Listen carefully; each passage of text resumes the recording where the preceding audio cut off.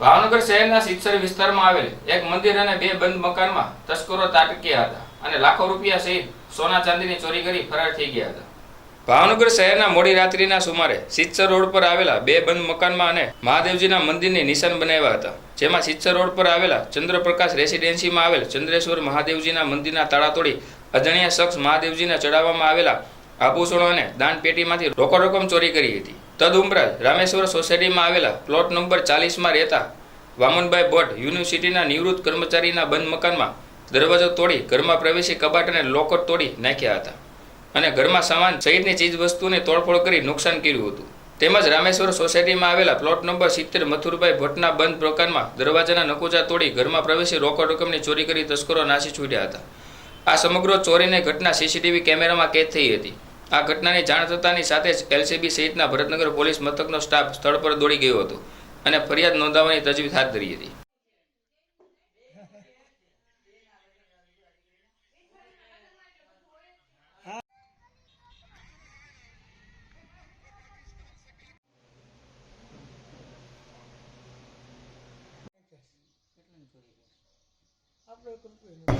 મારું નામ સેજલબેન ગોસ્વામી, ચંદ્રપ્રકાશ સોસાયટી ચંદ્રેશ્વર મહાદેવ.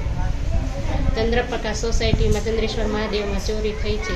ત્યાં 4 તોલાનો મુંગર અને ત્રિપુંડ 11,000 આસપાસનું અને જૂના સેટ ને બધું ગયું છે. અને 2 નકુસા તોડ્યા છે. ગર્ભગૃહનો એક નકુસો તોડ્યો અને એક મેઇનનો તોડ્યો છે. અને દાન પેટી, એમાં દાન પેટીમાં લગભગ 7,000 જેવી રકમ ગઈ છે. તમારું નામ? મારું નામ વામનરાય વિનોદરાય ભટ્ટ. હું ભાવનગર યુનિવર્સિટીનો નિવૃત્ત કર્મચારી છું. મારો દીકરો અમદાવાદ છે, એટલે અમે અમદાવાદ રહીએ છીએ. ભાવનગર ખાતે Rameshwar society plot number 40 Chandraprakash રેસિડેન્સીમાં અમારું મકાન આવેલું છે.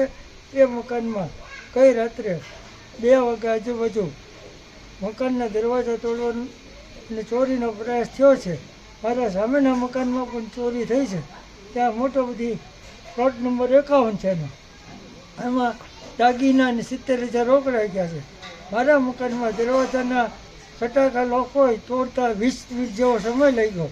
દરવાજા તોડી સીસીટીવી કેમેરા છે, એમાં એના ફેસ ક્લિયર આવે છે. અને બધું અમારા ઘરમાંથી બીજું કોઈ વસ્તુ ગઈ નથી. રોકડ રકમ હતી હતી.